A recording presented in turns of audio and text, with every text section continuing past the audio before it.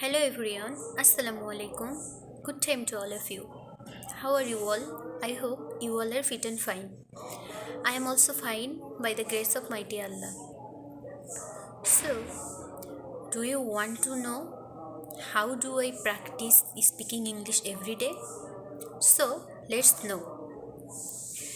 Every day I read English book and every day what am I doing that I tell in my mind.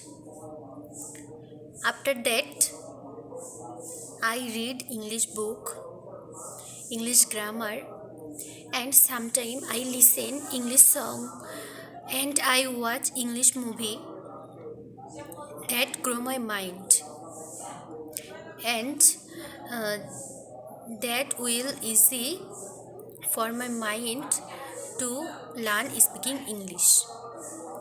So you can try it. That will be good for you. Thank you very much for listening. Assalamu alaikum. Bye.